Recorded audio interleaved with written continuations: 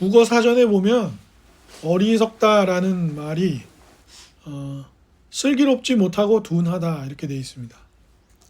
뭐 슬기롭다라는 말을 우리가 일상에서 잘 쓰지는 않으니까, 물론 뭐 슬기로운 의사생활 뭐 그거 드라마 제목이 있었는데 사람들이 슬기에 대해 잘 아는 건 아니잖아요. 보통 슬기롭다 그러면 뭐 좀 지혜롭다 이런 거랑 연결시키는데 그게 아니고요. 슬기라는 말은 사리를 바르게 판단하고 일을 잘 처리해내는 재능이에요. 그러니까 가진 지식을 가지고 어떤 일이 생겼을 때 이 일이 무엇인지를 잘 파악하고 거기에 맞게 판단하고 일을 처리해내는 것. 그게 슬기로운 거예요. 그런 재능. 아, 저 사람 참 슬기로운 사람이야. 그러면 어떤 일이 생겼을 때 이 일이 어떻게 일어났는지 또 그걸 잘 파악을 해가지고 거기에 대처를 잘하는 게 슬기로운 건데, 어리석은 거는 뭐라고요? 그 슬기롭지 못하고 둔한 거예요. 그러니까 반대로 얘기하면 무슨 일이 생기면 그 일이 무슨 일인지 왜 일어났는지 이 일의 앞뒤가 뭔지를 잘 판단을 못하고 그러면 당연히 뭐도 못하겠어요? 일도 잘 처리를 할 수가 없죠. 어쩌면 일을 할 때는 이런 슬기로운 사람들이 필요한 게 아닌가. 그죠? 일어난 일을 이게 지금 무슨 일이 일어나는 건지. 근데 이제 이게 잘 안 되는 사회, 개개인들이 이런 슬기롭지 못하면 사회 자체도 슬기롭지 못해질 거 아니에요. 그러면 이제 좀 이상해지는 거죠. 이제 그거를 국어 사전에서는 어리석다 이렇게 말하고 있습니다. 그런데 오늘 이제 시편 본문에 보면 어리석은 자는 그 마음에 이르기를 뭐라고 한다고요? 하나님은 없다 이렇게 생각하고 또 생각만 하는 게 아니라 어떻게 한다고요? 그렇게 산다고요.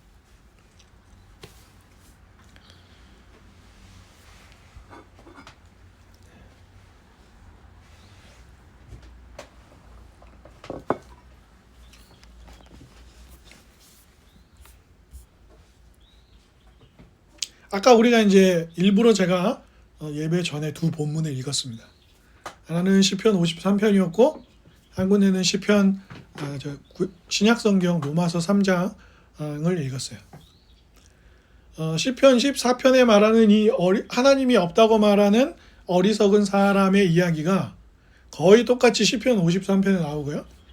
그리고 사도 바울은 이 시편을 인용해서 인간의 죄인됨과 그러나 그런 죄인들을 구원하시는 하나님의 은혜를 설명하는데 이 시편을 가져와서 인용하고 있습니다.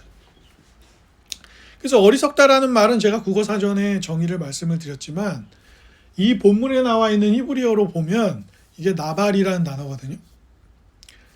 단순하게 지적 능력이 부족하다는 말이 아니에요. 그리고 우리 말처럼 단순히 슬기롭지 못해서 사리를 잘 판단을 못해서 일어난 사건을 잘 이해하지 못하고 일 처리를 못하는 걸 말하는 게 아니고, 그러니까 성경 읽으실 때 내가 잘 모르는 단어가 나와서 국어사전을 찾아봐도 되지만 가능하면 좋은 도구들을 활용해서 뭘 하셔야 되냐면 이 단어가 원래 무슨 의미인지를 잘 살펴보셔야 돼요.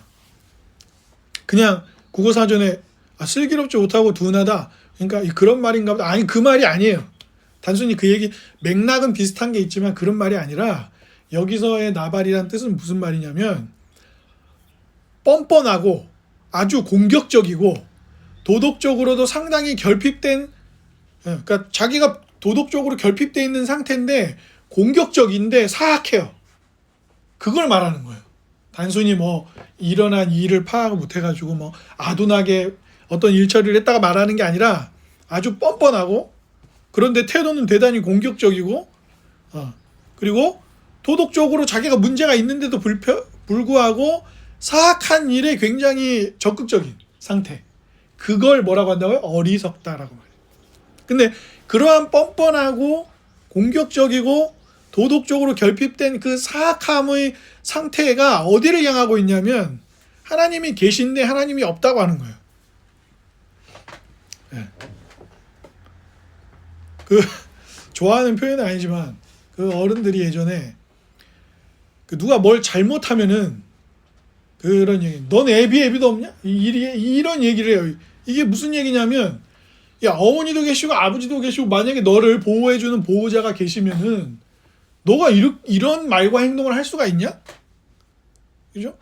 그 왜 동네 예전에 보면은 저도 어제 밤잠을 좀 설쳤는데 거의 1시 다 될 때까지 동네에 뭔 싸움이 일어나가지고 막 우당탕탕하고 막 소리 지르고 막 뭘 문을 열으라고 그러고 뭐 경찰도 왔던 것 같고 하여튼 그랬나 봐요. 하여튼 온 동네가 시끄러웠어요. 좀 늦은 시간까지.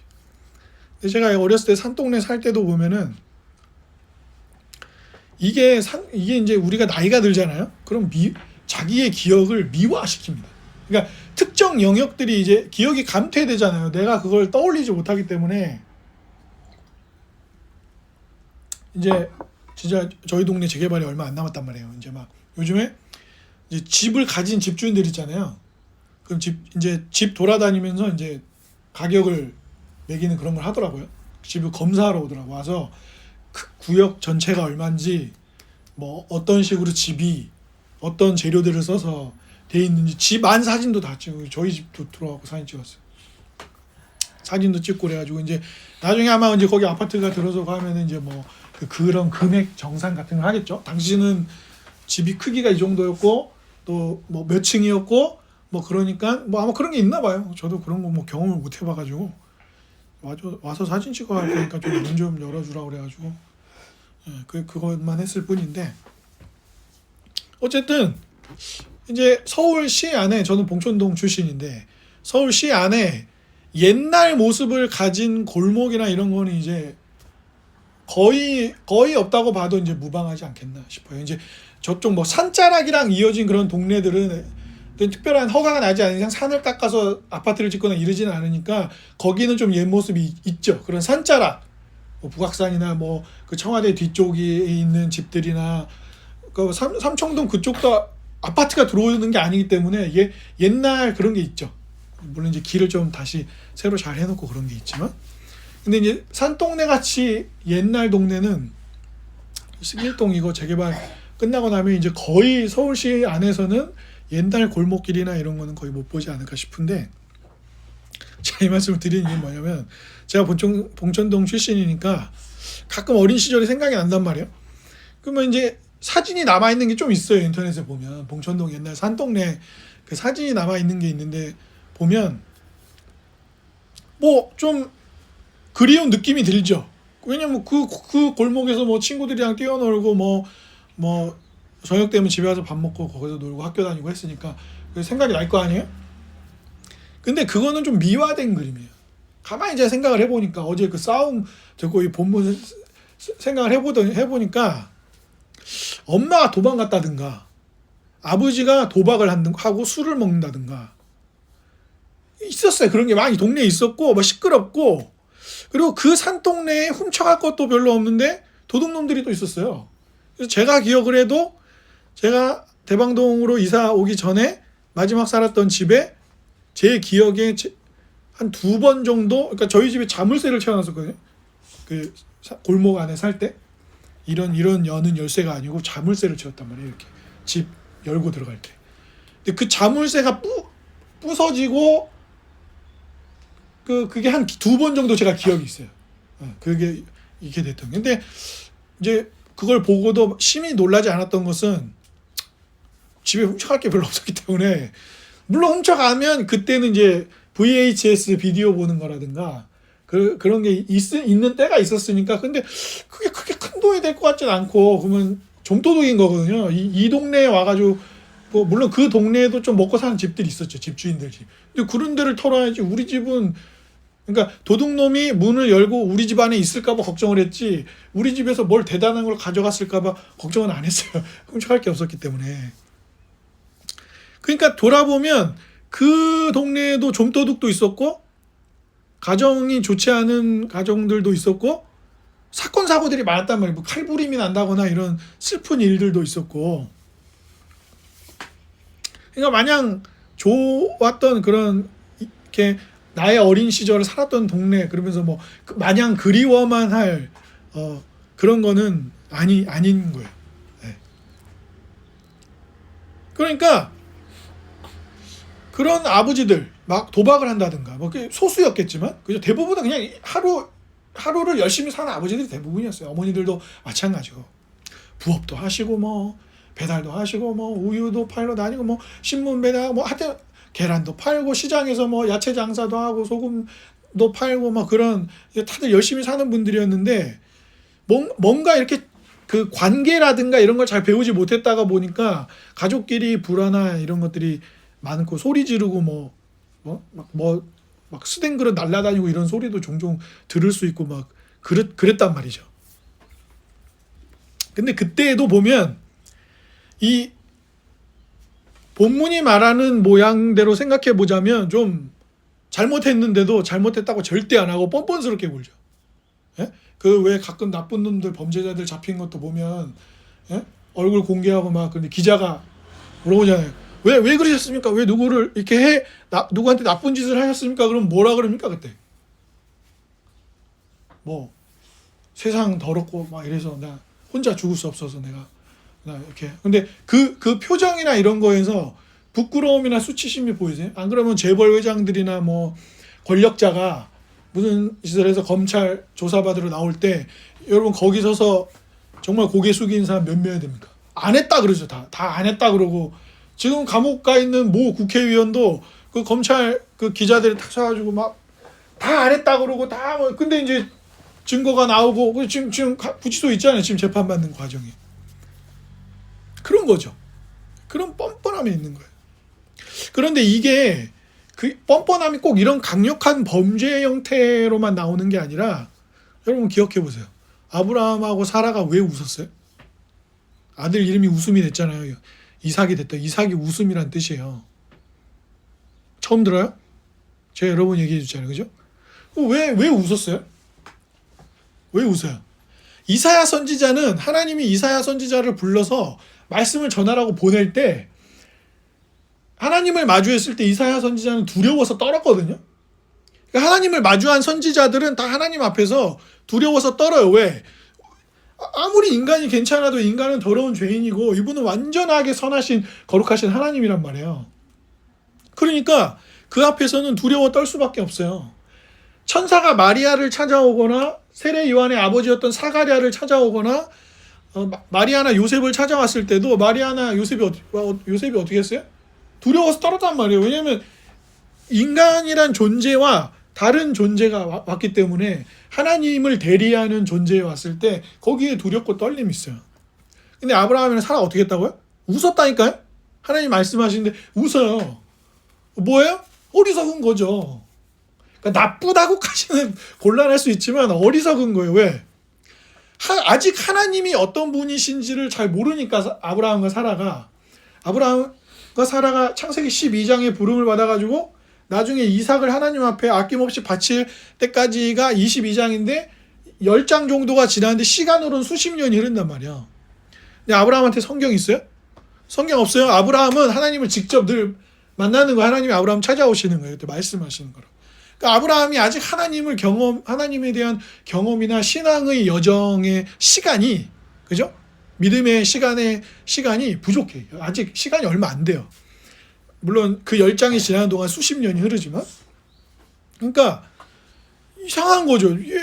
내 나이가 60, 70 막 이렇게 넘어가고 있는 나이인데 아들을 준다. 지금까지 아들이 없었단 말이에요. 근데 아들을 준대 하나님이. 그러니까 믿을 수가 없으니까 아브라함과 사라가 웃어버리죠. 그래서 어떻게 합니까? 아들을 준다는, 그러니까 하나님이 계신 건 알아요. 아브라함도. 그냥 목소리가 들리고 그분을 만나고, 근데 아브라함이 왜 모르겠어요. 하나님이 떠나라고 해서 고향을 떠났는데. 근데 이거를 못 믿으니까 이삭이 태어나기 전에 아브라함이 어떻게 하냐면, 그 아브라함이 믿고 신뢰했던 종 중에 엘리에셀이라고 있어요.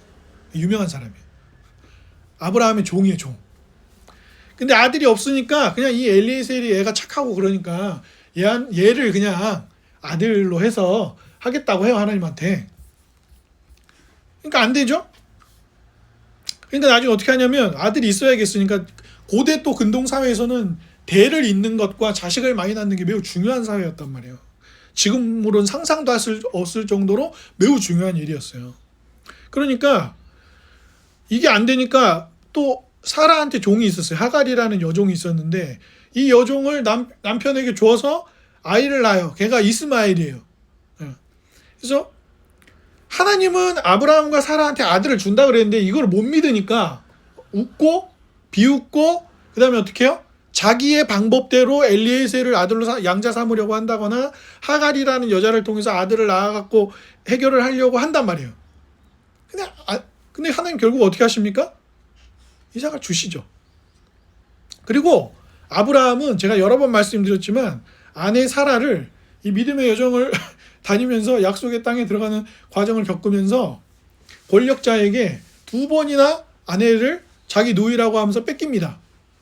근데 더 웃긴 건 뭔지 아세요? 아내가 돌아오거든요. 다시 사라가 돌아와요. 한 번도 자기가 찾아서 아내를 데리고 온 적이 없어요. 아내를 2번이나 잃었는데 둘 다 하나님이 해결하셨어요. 그러니까 아브라함은 오히려 그 아비멜렉이나 이집트 왕 같은 바로가 야, 이 여자 되게 예쁘네. 내 부인 삼아야겠다. 데려가니까 아브라함은 그리하옵소서 그랬어요. 자기 부인이라니까요. 자기 부인. 그리고 자기는 찾으러 가지도 않아요. 하나님이 찾아서 아브라함에게 데려다 줘요. 이걸 경험하면서 시간이 지나면서 아브라함 변하는 거야. 하나님은 남다른 분이고 반드시 약속은 지키고 어떤 뜻이 있어서 그 뜻대로 우리를 살아가게 하시는 분이라는 걸 경험해요. 그러니까 어리석었던 거예요. 그러니까 웃죠, 하나님 앞에서. 다윗이 범한 여러 가지 범죄가 있지만 익히 알려진 바세바를 빼앗고 우리아를 죽인 사건도 뭐예요? 어리석은 거죠. 어리석은 겁니다. 하나님이 모르시겠어요? 아니, 여러분 잘 생각해 보세요. 사울이 다윗을 죽이려고 한참 쫓아다닐 때 사울을 죽일 기회가 여러 차례 있었어요. 그때마다 다윗이 경고성 어떤 멘트와 흔적만 남기고 사울을 살려줬어요. 그때마다 다윗이 사울한테 뭐라고 얘기했냐면 왕이시여 왜 너 나 살려줬냐? 사울이 물어본단 말이에요. 뭐라 하냐면 왕이시여 왕을 왕으로 삼으신 분은 하나님이신데 내가 사람인데 어떻게 하나님이 세우신 왕을 내가 함부로 손을 대서 일을 해결하려고 하겠습니까? 이건 하나님이 하시는 일인데. 그러니까 제발 나를 고통스럽게만 하지 말고 이러지 마시라고, 이 악한 일을 하지 마시라고 이렇게 말했던 사람이 다윗이에요. 그죠? 골리앗이 그 전쟁에 능하고 덩치 큰 골리앗이 막 최홍만 씨보다 훨씬 큰 골리앗이 막 하나님을 비난하고 조롱하고 막 이스라엘을 욕하면서 전쟁터에 나와 있을 때 그 우리나라 전쟁 기록이나 삼국지 들어봐서 아시잖아요. 그죠? 거기 보면은 반드시 이게 나와요. 관우이 얼굴이나 시뻘게 가지고 못생겨 이런 걸 해요. 전쟁 때 이 전쟁 때 그게 반드시 나와요. 우리나라 삼국시대 때도 그렇고 뭐 조선시대 전쟁이나 그런 때도 그렇고 일본이 우리나라 쳐들어왔을 때도 한국말 하는 사람을 세워가지고 야, 안 된다고 니네는 우리한테 안 된다고 니네 버리고 궁 버리고 도망이나 다니고 니네 안 된다고 이렇게 해가지고 상대의 기세를 꺾어버린단 말이에요. 그런 게 있어요. 근데 골리앗이 그거 한 거잖아요. 나와가지고 이 되지도 않는 것들만 너희 하나님 어디 있냐 막 그럴 때 그걸 보고 의분이 터쳐서 어린 다윗이 물맷돌 들고 그러니까 사울 왕이 나가겠다고 하니까 여러분 생각해 보세요. 다윗보다 잘 싸우는 사람이 이스라엘에 없었겠어요? 사울 왕 자신도 그렇고 전쟁을 여러 번 경험한 사람들이 많은데 오죽하면 그 소년인 다윗을 내보냈겠냔 말이에요. 그러니까 골리앗이 어이가 없는 거죠. 야, 전쟁을 수차례나 치러보고 군인들이 저렇게나 많은데 이건 무슨 나를 상대하겠다고 어린애 하나 보내갖고 사울이 갑옷도 입혀주고 검도 주는데 갑옷은 너무 무겁고 검도 너무 무거운 거예요, 다윗한테. 그러니까 다윗이 어떻게 해요? 그냥 평소에 옷 입던 거 입고 물맷돌 몇 개 들고 나가는 거예요. 그러니까 상대편이 보기에는 너무 어처구니가 없는 거죠, 지금. 자기는 전쟁을 너무 많이 치러봤고 강한 무기에 강한 갑옷을 입고 이렇게 있는데 어린애 하나 나와가지고 지금 나하고 하자고 하니까 너무 뭐 이게 도대체 왜 이러는 거지? 라고 생각했을 거 아니에요. 그랬던 다윗이에요. 그때에도 두려워하지 않고 어떻게 감히 네가 우리의 위대하신 여호와 하나님을 욕할 수가 있어? 너 가만히 안 두겠다. 그래갖고 왕을 형이 다윗 다윗이 음식을 갖다 주러 갔잖아요. 사실 아버지 때문에 형들한테 전쟁터 나가 있는 형들한테 음식 갖다 주러 왔단 말이에요. 근데 형이 뭐라 그래? 이 자식 여기가 어디라고 지금 어린 녀석이 전쟁터에 겁 없이 나와 있냐? 얼른 집에 가라고. 사울 왕도 아이 이런 애를 무슨 얘가 하도 전쟁터 내보내달라고 얘가 의분에 탁 차 있으니까 사울 왕이 내보내주긴 했는데 뭔 기대를 했겠어요? 아무 기대가 안 들죠. 얘가 어이없이 그러니까 그랬던 다윗이 바세바를 범하고 우리아를 죽인 다음에 학자들에 의하면 약 1년 정도 회개를 하지 않고 그러면 그 1년 동안 다윗은 뭐 했겠어요? 여전히 재판을 해요. 왕으로서. 전쟁도 치르고요. 왕으로서 해야 될 일들을 1년 동안 하는 거예요. 계속 하는 거예요. 가끔 어떤 범죄와 연결돼서 시끄러워진 교회의 담임 목사님들이 뉴스에 나오잖아요. 여러 차례 이미 그런 일이 있었잖아요. 그 사람들이 그러니까 제가 그 담임 목사하고 같이 있었던 목사님한테 들었어요. 몰랐냐? 너네는 그 사람이 그런 범죄를 저지르고 있었던 걸 몰랐어? 같은 교회에서 사역하고 있는데? 몰랐다는 거예요. 그리고 그냥 매주 해야 될 일들을 하고 똑같이 회의를 하고 그랬다는 거예요. 그러니까 여러분 잘 보세요. 그런 거예요. 이 어리석다는 그러니까 하나님을 향해서 공격적이고 뻔뻔하면서도 악한 일을 한다는 이 어리석음은 뭐예요? 내가 충직한 부하를 죽이고 그 부하의 부인을 뺏은 것을 감추기 위해 그 부하를 죽이고 그런 일을 했는데도 다윗은 일정한 기간 동안 그냥 그러니까 보세요. 사울에게 왕이시여 도대체 왜 나를 이렇게 시기하고 질투해서 나를 죽이려고 하시는 거예요? 얼마나 사울한테 한이 맺혔었어요. 근데 자기가 그러고 있잖아요. 자기가 충직한 부하를 죽이고 그의 아내를 뺏고 그거를 자기가 하고 있는 거예요. 그러니까 그게 뭐예요? 그 어리석은. 솔로몬은 그 지혜가 너무 주변 국가에 소문이 나가지고 사람들이 솔로몬의 지혜를 듣기 위해서 온갖 금은보화를 가지고 솔로몬을 찾아왔을 정도로 하나님이 솔로몬에게 지혜를 주셨어요. 솔로몬에게 하나님이 지혜를 왜 주셨죠? 하나님이 솔로몬에게 지혜 왜 줬어요? 솔로몬이 달라 했잖아요. 솔로몬이 뭘 달라 했는데요? 솔로몬 하나님 지혜를 주세요 이렇게 한 게 아니고 아버지가 이제 돌아가시고 자기가 왕이 됐는데 백성들이 많아요. 근데 내가 이 많은 백성들을 이끌기에는 난 너무 부족한 사람이에요. 그래서 이 백성들을 잘 돌보고 하나님 앞에서 바르게 이끌 수 있게 도와주세요. 그러니까 하나님이 지혜를 준 거예요. 그리고 너는 다른 막 부와 막 이런 걸 구하지 않고 좋은 지혜로운 거를 구했으니까 내가 너한테 다른 금은보화도 줄게. 근데 이 솔로몬이 말년에 어떻게 됐어요?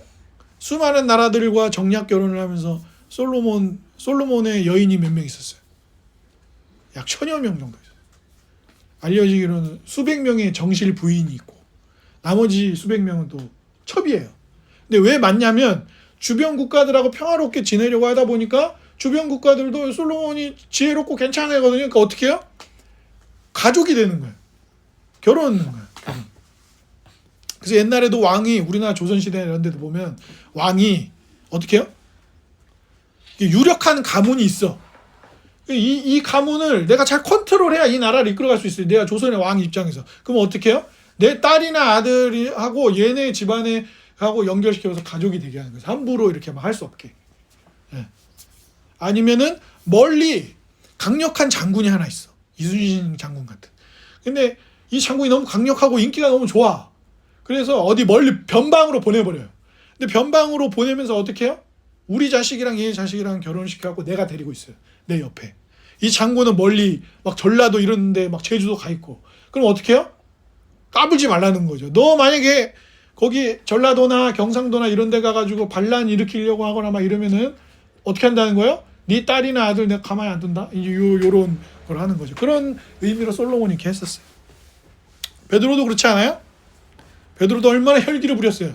심지어 예수님 멱살잡이 가까운 예수님을 훈계했잖아요. 지금 이러시면 안 되죠. 그 정도로까지 했던 사람들이에요.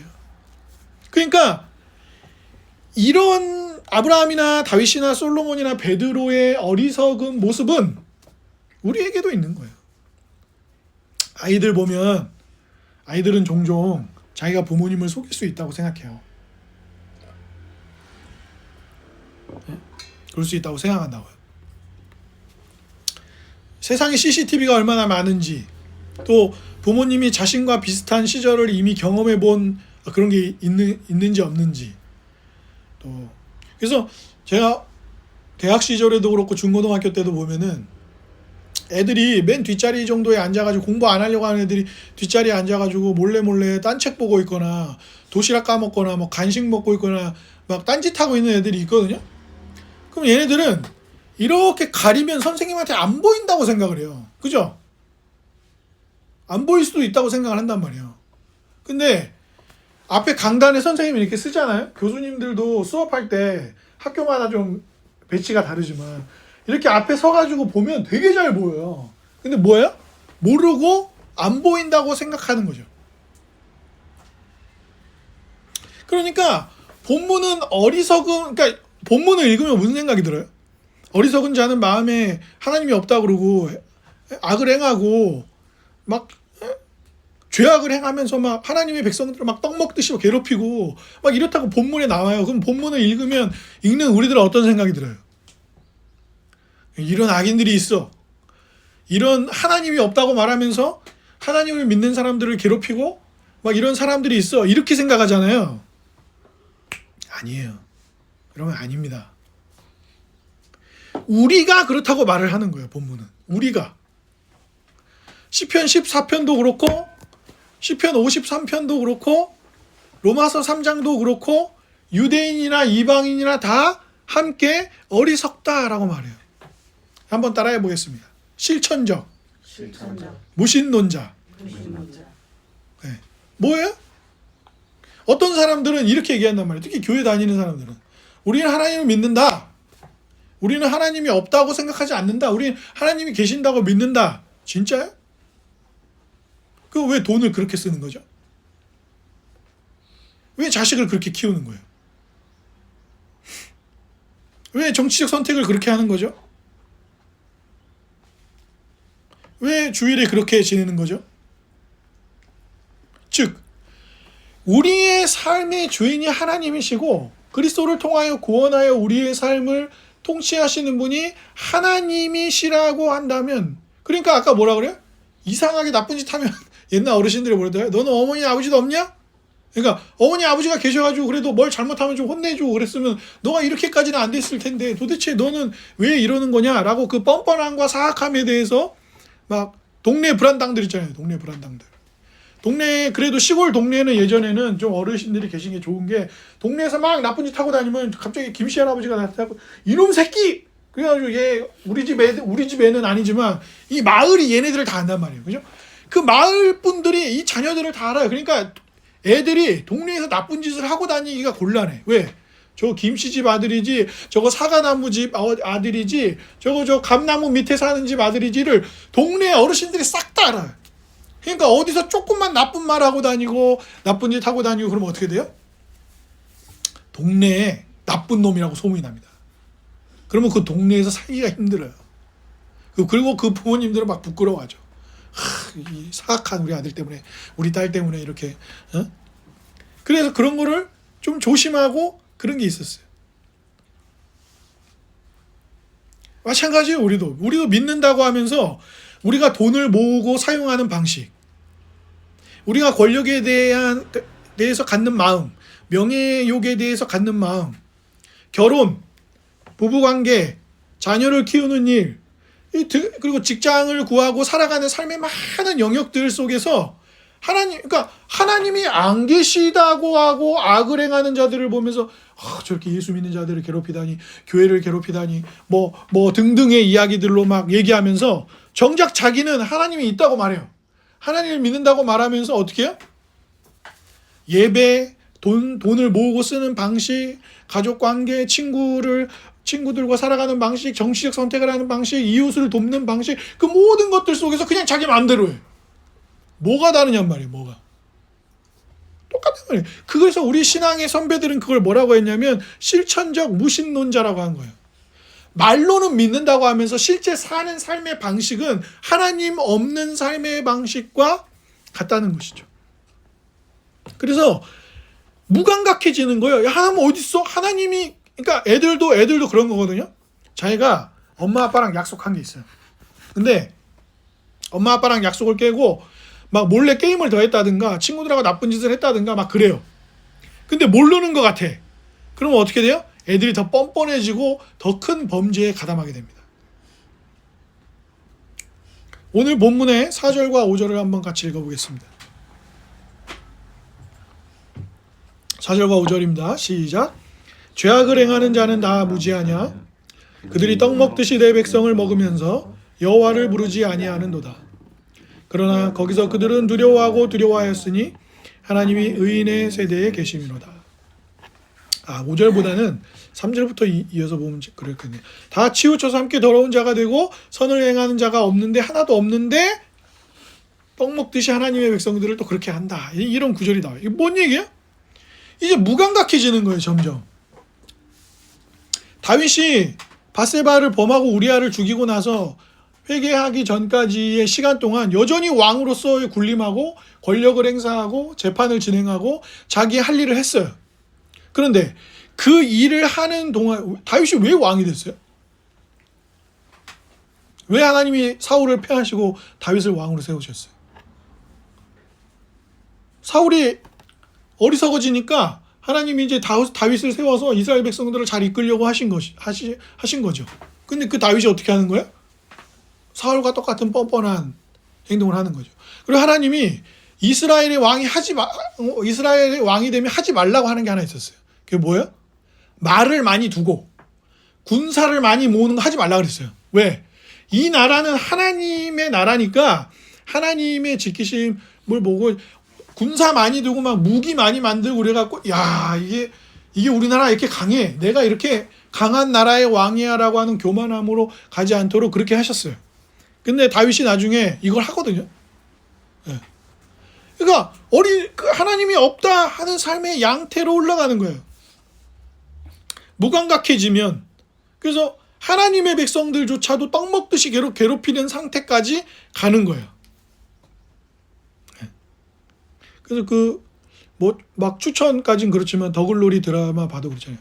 학교 폭력을 다루면서 그게 그 드라마에서 그 주인공인 송혜교 씨가 당한 학교 폭력이 다 묘사되진 않지만 그 드라마에 나왔던 폭력 있잖아요. 그 친구들이 막 이 주인공을 괴롭혔던 그 내용들이 실제 우리나라의 학교 폭력에 대해서 뉴스로 보도됐던 많은 거를 김은숙 작가가 갖다가 쓴 거예요. 없는 얘기를 갖다 쓴 게 아니라. 근데 거기 잔인한 게 얼마나 많이 나와요. 막 너무 말로 할 수 없을 정도로 잔인한 거를 학교 친구인데 학교 친구한테 막 그런 짓을 해요. 처음부터 그랬을까요? 처음은 아주 그냥 툭툭 치는 거. 그냥 간단하게 몇 마디 하는 거였을 거라고. 근데 그게 나중에 어디까지 가는 거예요? 막 무슨 옛날 안기부에서 막 민주 인사들 끌어다가 남산에서 고문했던 정도까지 이른단 말이에요. 학교 폭력이 거기까지 가요. 거기까지. 하나님이 엄마 모르는 것 같은데? 내가 몰래 게임 더 하는 거 모르는데? 아이들은 그 악은 길을 찾아내거든요. 악은 길을 찾아냅니다. 그래서 제가 전에 말씀드렸잖아요. 한 장로님이 자기가 해외 출장 가거나 그러면은 대학생인 자녀들의 컴퓨터 콘센트를 다 빼갖고 어디다 숨겨놓고 간다 그랬잖아요. 그 청년들이 저랑 친했거든요. 그 두 명이 교회에서 교회학교 교사도 하고 못했을까요 컴퓨터를? 아니요. 악은 길을 찾아냅니다. 반드시 길을 찾아내요. 콘센트를 미리 따로 사서 갖고 있다든가 부모님 모르게 길을 다 찾아냅니다. 뭐를 막아놓고 제한 시간을 걸어놓고 못할 것 같아요. 아니요. 아이들은 길을 찾아냅니다. 똑똑해가지고 프로그래밍을 배우고 그렇게 해가지고 반드시 뚫어서 길을 찾아내요. 길을 찾아냅니다. 이거 뭐예요? 모른다고 생각하니까 정도가 더 심해지는 거죠. 그런데 이상한 거는 이제 5절 이해한 거예요. 여기도 그러나가 나오는데 그러나 그들은 두려워하고 두려워하였으니 하나님이 의인의 세대에 계신다. 가난한 자의 계획을 부끄럽게 하지만 악인들은 그렇게 하지만 어리석은 자들은 그렇게 하지만 하나님은 그들의 피난처가 되신다. 시온에서 구원이 나온다. 포로된 곳에서 돌아올 거고 야곱이 즐거워하고 이스라엘이 기뻐하는 구원의 날이 온다. 뭐 이거는 어떻게 오는 거예요? 현실은 그렇지가 않잖아요. 그죠? 현실은 우리 이웃들의 어리석음과 나의 어리석음까지 더해져서 세상이 엉망인 듯 보이지 않습니까? 지금 미국에서 그 여자분 사망한 사건 말고도 사망자가 더 늘었어요. 지금 IC 그 이민 단속국에서 일으킨 그 사망 사건이 지금 여러 미용실 하고 계시지 마시고 여러 사건이 늘어났어요. 그리고 지금 뭐라 그래요? 미국이 지금 영국, 프랑스 등등의 나토, 유럽연합 나토 국가들이 지금 뭐 하고 있어요? 그린란드에 군대 보내고 있어요. 뭐 하는 거예요? 미국 그린란드 빼앗으려고 하지 마라 하는 거예요. 여러분 생각해 보세요. 나토와 미국은 혈맹이에요, 혈맹. 2차 대전을 승리한 1차 대전, 2차 대전을 승리하게 했던, 특히 2차 대전. 2차 대전 승리를 이끌었던 곳과, 그리고 한국전쟁 당시에 참전해서 이 냉전 시대 때도 함께 피를 흘리며 서로를 지켜줬던 게 나토 유럽연합 군대와 미국이에요. 근데 지금 어떻게 해요? 덴마크 그린란드 내놓으라고 하니까 나토가 군대를 보내는 거예요. 그린란드 쪽으로. 무력 시위하는 거죠. 군대 보낼 거니까 함부로 이상한 짓 하지 마. 만약에 베네수엘라처럼 하면 가만히 안 있을 거야. 그리고 요즘에 몇 달 전에 이재명 대통령이 미국과의 협상을 막 힘들게 하고 할 때 자세한 얘기를 안 하고 힘을 키워야겠다는 생각이 들었습니다. 이런 얘기를 한 적이 있었어요. 그래서 나중에 그 대통령실 비서실장이나 이런 분들이 한 얘기가 뭐냐면 이 무역 협상 이룰 때까지 미국이 굉장히 강력하게 압박을 했다는 거예요. 그리고 막 말도 안 되는 거 들어달라고 그렇게 겁박을 많이 했대요. 막 진짜 이게 너무 예의 없다. 무례하게 느껴질 정도로 강력한 요구들을 많이 했었다는 거예요. 그러니까 뭐예요? 만만하니까 그런 거 아니에요. 만만해 보이면 그런다니까요. 힘이 센 사람 입장에서는 한 대 툭 쳐봤는데 별 반응이 없는데 그러면 이제 원투 막 스트레이트 오퍼컷 날리는 거예요. 그걸 뭐라 그래요? 그걸 약육강식이라고 하잖아요. 네. 심지어 요즘 젊은이들 중에는 어떤 얘기를 하는 젊은이들이 있냐면 강하면 그럴 수 있는 거 아니냐? 이렇게 얘기를 해요. 한 여론조사를 봤는데 20대 남자들 중에 꽤 많은 숫자가 뭐라고 했냐면 강하면 그럴 수 있는 거 아니야? 강한 나라는 원래 그런 거 아니야? 원래 세상은 그렇게 약육강식인 거 아니야? 권력이 있고 돈이 있고 빽이 있고 힘이 있으면 그래도 되는 거 아니야? 거기에 동조를 한단 말이에요. 그게 뭐예요? 신이 어디 있어? 신이 계시면은 트럼프가 저렇게 하면 하늘에서 하나님이 번개 그래가지고 트럼프 머리 위에 번개 떨어뜨리고 혹은 나쁜 히틀러나 막 이런 범죄 저지르는 사람이나 막 그런 독재자나 막 이런 사람한테는 하나님이 막 갑자기 비행기 날개가 꺾이게 하신다든가 막 타고 있는 배를 뒤집어지게 한다든가 막 그래야 될 것 같잖아요. 근데 그러지가 않으니까 힘이 세야 되는구나. 그리고 힘이 세면 내 마음대로 해도 되는구나. 를 점점 동조하는 극우에 가까운 사람들이 생겨나는 게 우리의 현실인데, 그런데 오늘 본문 안에서 시인은 뭐라고 해요?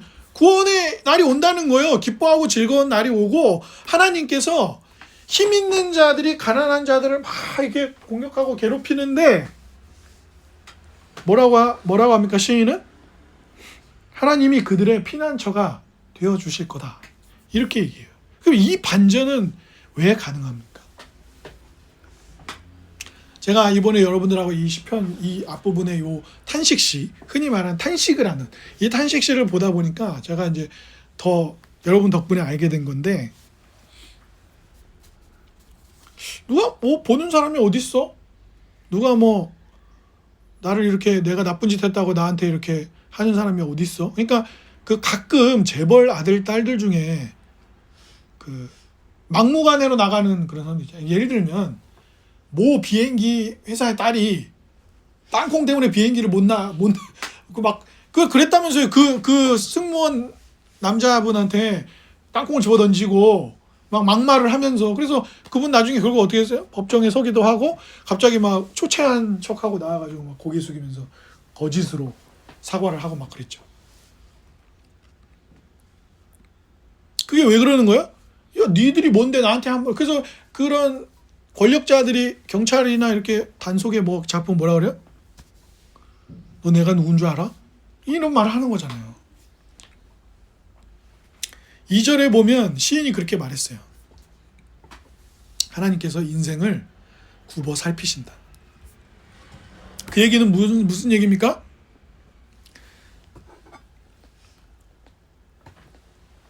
어리석은 일을 행할 때는, 실천적 무신론으로 나갈 때는 내가 돈을 어떻게 모으든 어떤 식으로 쓰든 하나님이 뭔 상관이야. 내가 우리 부인한테 이런 말투로 말하든 우리 아들한테 딸들한테 이렇게 말하고 이런 식으로 키우든 뭐 하나님이 뭐 우리 집에 찾아오셔가지고 뭐 야 너 병두야 너 그렇게 키우면 안 돼 막 뭐 이렇게 오시나? 뭐 내가 신앙생활 해보니까 그러지 않네.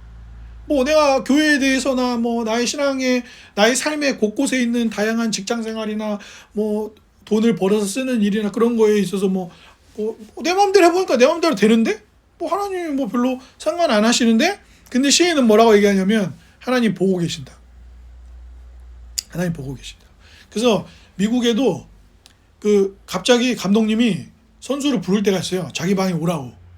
그 제임스 이따가 훈련 끝나고 내 방에서 잠깐 보지? 그럼 이제 감독이 뭐라 그래요? 너 이제 우리 팀에서 방출이야.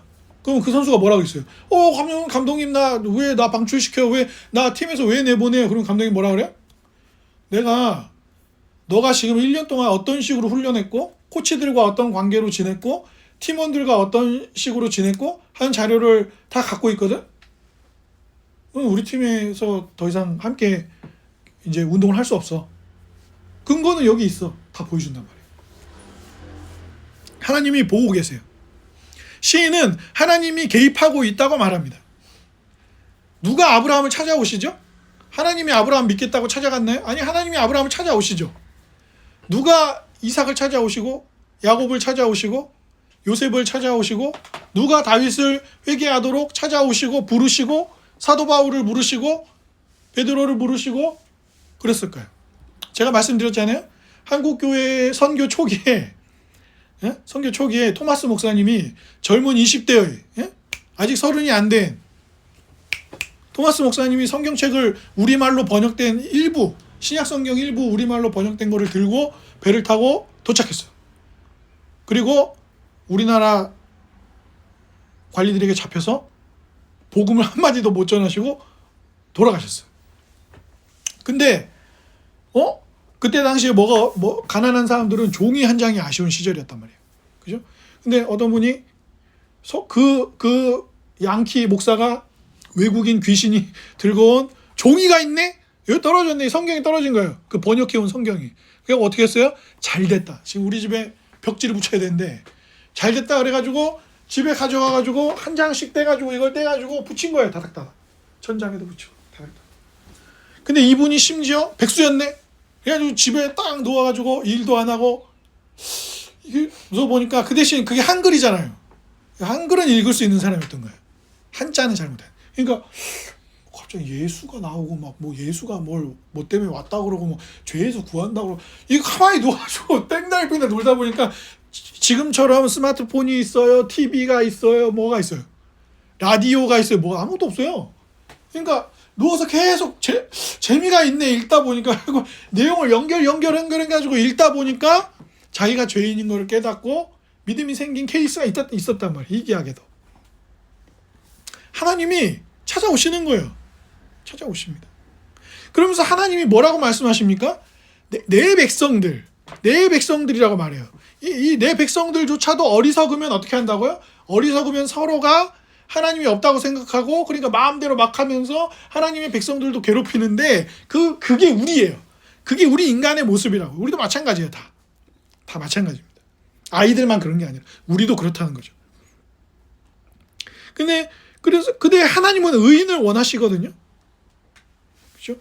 하나님은 의인을 원하세요. 그래서 하나님이 의인의 세대에 계신다 이렇게 표현하잖아요. 오늘 본문에 보면.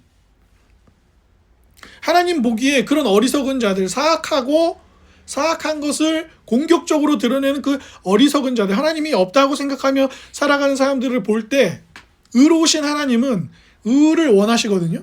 하나님 의로우신 분이니까. 그래야 공평하고 정의롭죠. 정의롭지 않은 신을 누가 믿어요? 그런데 하나님께서 그들의 피난처가 되어 주신다고 본문이 얘기합니다. 근데 세상에는 의인이 없거든요. 세상에 의인이 없어요. 스스로 의로울 사람이 없어요. 근데 시인은 왜 그런 표현을 쓸 수 있는 거죠? 하나님을 피난처로 삼는 사람들은 어떤 사람들이에요?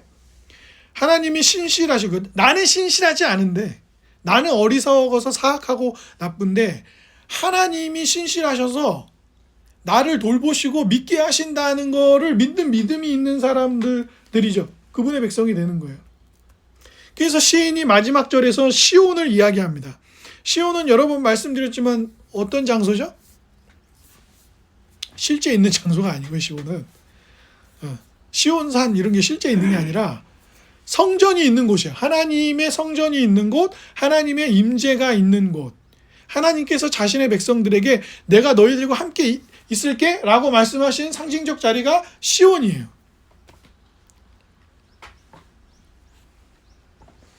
그러니까 하나님이 보고 계세요.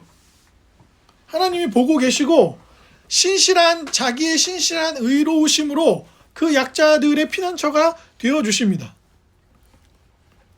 그리고 하나님 어떻게 하십니까? 야곱이 기뻐하도록 이스라엘이 다시 기쁨과 즐거움을 갖고 하나님이 계시는, 그러니까 어리석음은 하나님이 없다는데 하나님은 시온이라는 것을 통해서 이 백성들과 함께 계셔서 의와 사랑으로 다시 다스리시는 일을 하나님 하신다는 거예요. 그러니까 시인은 그거를 믿는 건데, 바울이 이 본문을 인용하면서 뭐라고 아까 3장 마무리를 어떻게 했습니까? 바울이 그 부분을 마무리할 때 바울이 어떻게 마무리했어요? 제가 읽어드릴게요. 바울이 이런 식으로 인용을 했습니다.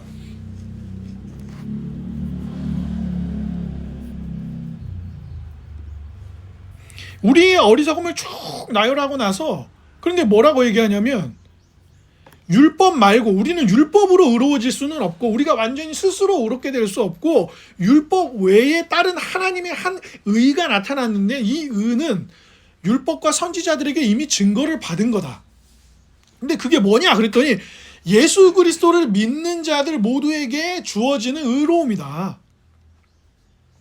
그런데 너희들이 이걸 어떻게 얻었냐면 너희들이 잘나거나 스스로 해내거나 그런 게 아니라 하나님이 독생자이신 그의 아들 예수 그리스도를 보내서 죄인들이 치러야 할 값을 대신 치르시고 그 피로 대신 제물을 삼으시고 너희들의 죄는 용서해 주셔서 은혜로 너희들은 그걸 얻은 거야 라는 맥락으로 끌고 온단 말이에요. 그러니까 무슨 얘기입니까?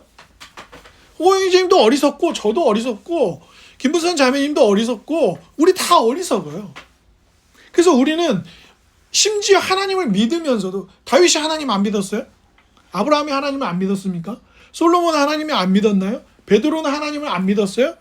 그럼에도 불구하고 왜 그들의 삶의 중간중간에 특정할 수 있는 어떤 사건으로서의 어리석은 모습, 하나님이 없다고 생각하고 사악한 짓을 뻔뻔스럽게 공격적으로 행하는 일들이 왜 나타나냐는 거예요. 왜 나타납니까? 하나님이 우리를 보고 있고 하나님이 우리의 삶을 돌보시고 하나님이 이 세상을 의롭게 이끌어 가신다라는 사실을 우리가 망각하는 거죠. 아이가 아빠 엄마가 자기를 보고 있다는 사실을 잊어버리고 막 약속한 시간을 어기고 게임을 미친 듯이 하고 있는 거예요. 근데 자기는 게임에 몰입해서 빠졌으니까 안 보이죠. 근데 엄마 아빠는 보고 있는 거야. 그것처럼 하나님이 우리를 굽어 살펴보십니다. 그리고 그 어리석음 때문에 하나님 어디 있어? 신이 어디 있어? 미국 마음대로 하면 되지. 뭐 영국 마음대로 하면 되지. 스페인 마음대로 하면 되지. 프랑스 마음대로 하면 되지. 그래서 이 유럽의 수많은 나라들이 아프리카에서 얼마나 많은 범죄를 저질렀어요. 동남아시아 이쪽까지 와가지고 얼마나 많은 악을 저질렀냐고요.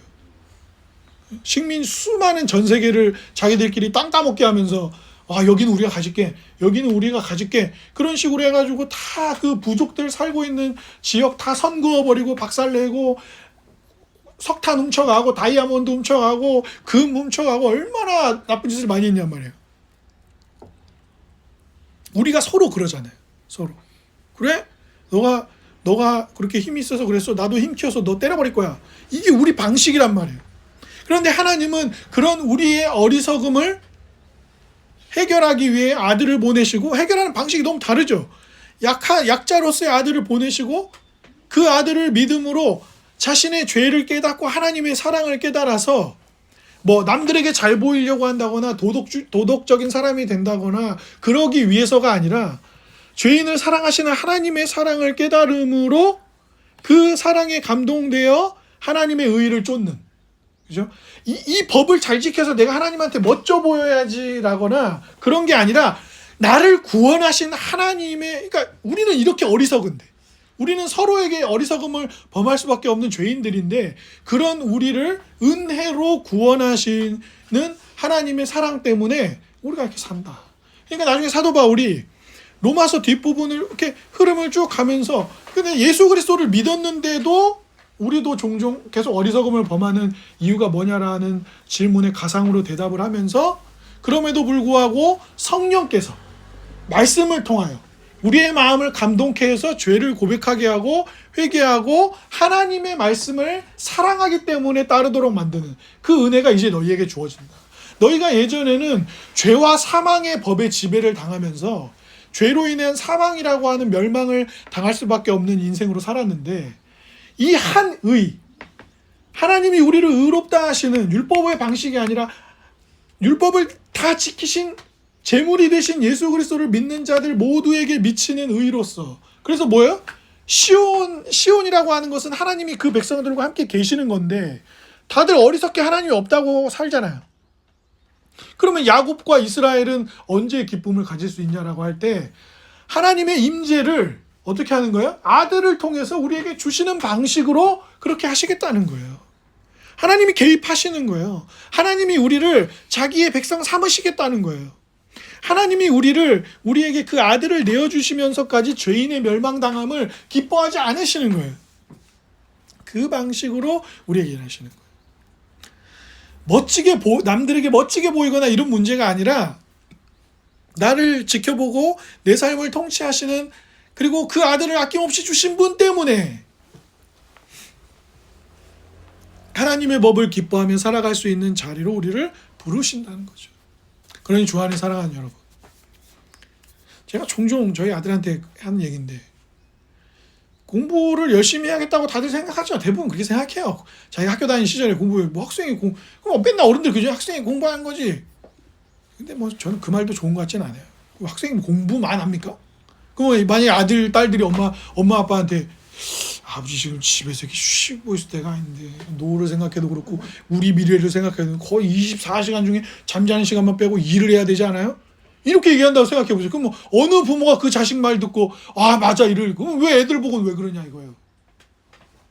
학생 때는 공부만 해야죠. 학생 공부도 하고 책도 읽고 친구들이랑 소풍도 가고 운동도 하고 다 해야죠.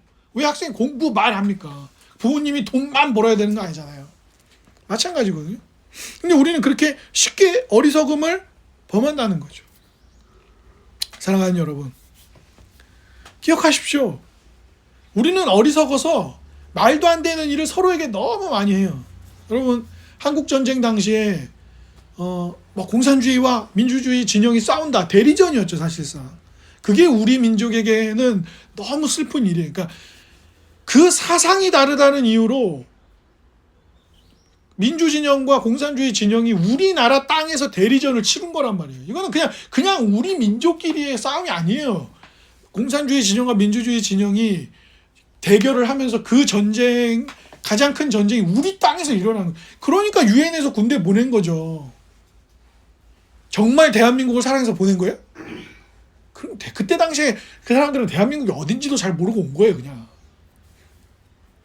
미국 사람들 지금도 어디 딱 시골 구석에 사는 백인 남자들은요, 미국 백인 남자들은 대한민국 어딘지 잘 몰라요. 대한민국이 어디 있는지 세계 지도에 찾아보라고 하면 잘 못 찾는단 말이에요. 여전히 그런 게 있어요. 이렇게 많이 알려졌음에도 불구하고.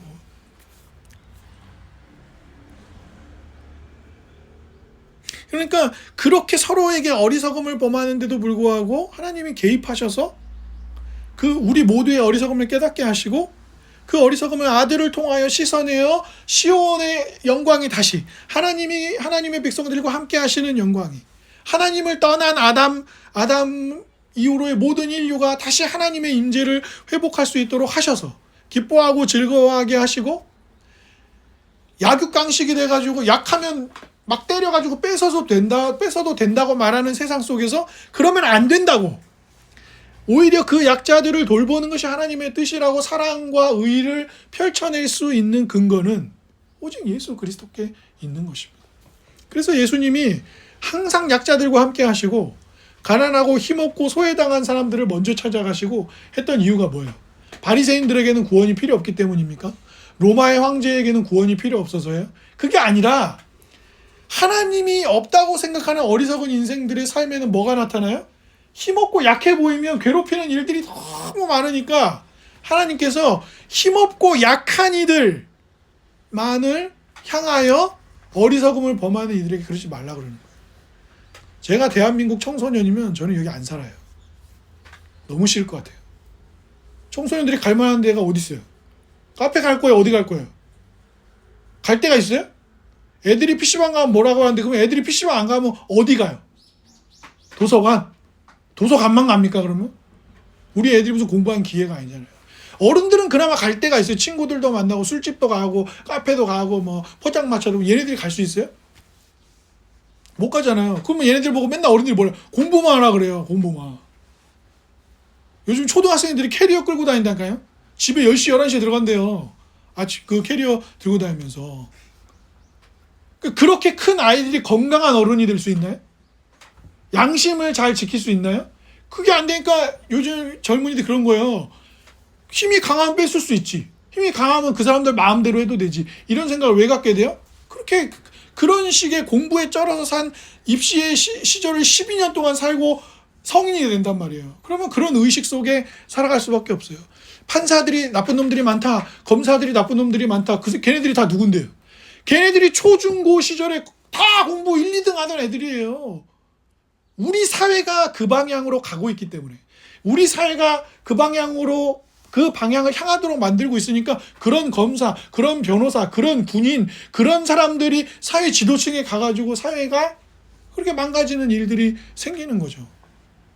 공부를 하지 말라는 얘기가 아니라 건강하게 다른 것도 다 잘할 수 있는 것으로 가려면 거기에 제일 먼저 움직이고 있는 사람들이 누구여야 돼요? 하나님을 의식하고 하나님 믿는 사람들. 우리들이어야 돼요.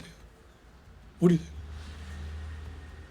아이들을 공부 기계로, 약육강식의 공부 기계로 친구를 이겨야 된다. 너가 1등이 돼야 된다. 2등을 밟아라. 이렇게 가르치지 않는 그리스도인들이 있어야 되는데 그 우리들조차도 실천적 무신론자가 될 수 있으니 하나님의 은혜를 더 깊이 알아서 살아가야 한다는 것입니다. 주안에 사랑하는 여러분, 부디 하나님이 우리를 찾아오신다는 것, 하나님이 우리를 찾아오셔서 보고 계시고 돌보신다는 것, 그리고 그 하나님만이 서로에게 어리석음을 범해서 서로를 죽음에 이르도록 자꾸만 만드는 우리들을 새롭게 하셔서 건지시는 은혜를 주신다는 것을 잊지 마시고, 돈을 모을 때, 돈을 쓸 때, 친구를 만날 때, 직장을 구할 때, 새로운 곳으로 이사할 때 등등 그 모든 시절에 하나님의 뜻을 마음에 잘 새기십시오.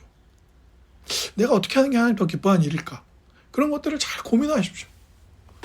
그냥 내 마음대로 돈 쓰고 내 마음대로 다 하고 그러지 마시고, 우리의 삶의 한 터럭도, 어느 한 부분도 하나님이 주인이 되시지 못할 곳이 없다는 것을 잘 기억하시고, 정말 주님이라고 우리가 부른다면 주님을 주님답게 예배하고 우리를 건지셔서 어리석게 살지 않게 하시는 그 은혜를 기댈 수 있기를 주님의 이름으로 축복합니다. 아멘.